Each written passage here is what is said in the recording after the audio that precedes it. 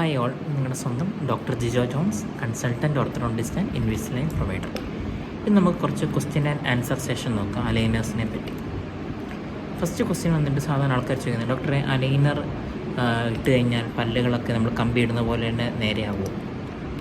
അതിനുള്ള ഉത്തരം എന്ന് പറഞ്ഞാൽ അലൈനറിനെ കൊണ്ട് most of the dental corrections ചെയ്യാൻ വേണ്ടി പറ്റും. നമ്മൾ കമ്പി ഇടുമ്പോൾ എന്തെല്ലാം തരത്തിലുള്ള ചേഞ്ചസ് ആണോ പല്ലിനുണ്ടാകുന്നത്, ആ സെയിം ചേഞ്ചസ് നമുക്ക് അലൈനേഴ്സ് കൊണ്ട് ഉണ്ടാക്കിയെടുക്കാൻ വേണ്ടി പറ്റും. രണ്ടാമത്തെ ക്വസ്റ്റ്യൻ, അലൈനറിന് പെയിൻ ഉണ്ടാകുമോ ഡോക്ടറെ? അലൈനർ ജനറലി പെയിൻ അധികം ഉണ്ടാവില്ല. കമ്പി ഇടുന്നതിനെക്കാട്ടിൽ ഡിസ്കംഫേർട്ട് കുറവായിരിക്കും. ലൈക്ക് കമ്പി ഇടുമ്പോൾ ജനറലി പേഷ്യൻസ് പറയുന്ന കുറച്ച് പ്രോബ്ലമാണ്, എൻ്റെ കമ്പി കൊണ്ട് കവിള് മുറിയുന്നു, അല്ലെങ്കിൽ കുറച്ച് വേദന കൂടുതലാണ്, ടൈറ്റ് ചെയ്യുന്ന ദിവസം ഭയങ്കര വേദനയാണ്. അങ്ങനെയുള്ള വിഷയമൊന്നും അലൈനേഴ്സിനുണ്ടാവില്ല. അലൈനേഴ്സിൽ ജനറലി പെയിൻലെസ് ആണ് കമ്പാരിറ്റീവ്ലി ടു ബ്രേസസ്.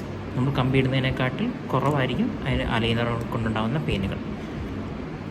മൂന്നാമത്തെ ക്വസ്റ്റ്യൻ ജനറലി ആൾക്കാർ ചോദിക്കുന്നത്, ഡോക്ടറെ അലൈനർ നമുക്ക് ഊരാനും ഇടാനും പറ്റും? അപ്പം ജനറലി അലൈനേഴ്സ് വന്നിട്ട് പേഷ്യൻസ് തന്നെ ഊരാനും ഇടാനും പറ്റും. സോ ജനറലി പേഷ്യൻസിനോട് നമ്മൾ പറയുന്നത് ഒരു ദിവസം 22 മണിക്കൂറെങ്കിൽ മിനിമം ഒരു അലൈനർ ഉപയോഗിക്കണം. കാരണം അലൈനർ 22 മണിക്കൂറെങ്കിൽ നമ്മുടെ പല്ലിൽ കോണ്ടാക്റ്റ് ആയിരുന്നാൽ മാത്രമേ നമ്മൾ പ്രതീക്ഷിക്കുന്ന പോലുള്ള റിസൾട്ട്സ് കിട്ടത്തുള്ളൂ. പിന്നെ അടുത്ത ചോദ്യം പേഷ്യൻസ് ജനറലി ചെയ്യുന്നത്, ഡോക്ടർ നമ്മൾ അലൈനർ എങ്ങനെ ക്ലീൻ ആക്കാൻ പറ്റും? നോർമലി നമ്മൾ പല്ല് തേക്കുമ്പം അലൈനർ റിമൂവ് ചെയ്യുക, ബ്രഷ് വെച്ച് തന്നെ നമുക്ക് നോർമലായിട്ട് അലൈനർ ക്ലീൻ ആക്കാം. ക്ലീൻ ആക്കിയതിന് ശേഷം തിരിച്ച് നമുക്കത് പല്ലിലേക്ക് ഇൻസേർട്ട് ചെയ്യാനും പറ്റും. ആയിട്ടുള്ള ചോദ്യം, ഡോക്ടറെ ഈ അലൈനർ ട്രീറ്റ്മെൻറ്റ് നമുക്ക് എല്ലാ ഡെൻറ്റിസ്റ്റിൻ്റെ അടുത്ത് പോയാലും ട്രീറ്റ്മെൻറ്റ് ഓപ്ഷൻ അവൈലബിൾ ആണോ?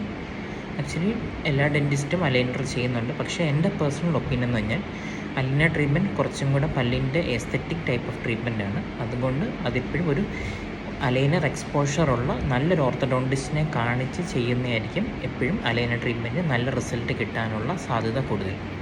കാരണം ഇതിൽ കുറേ മെക്കാനിക്സും കാര്യങ്ങളും ഓർത്തഡോണ്ടിസ്റ്റിന് മാത്രമായിരിക്കും ചെയ്യാൻ പറ്റുന്നത്.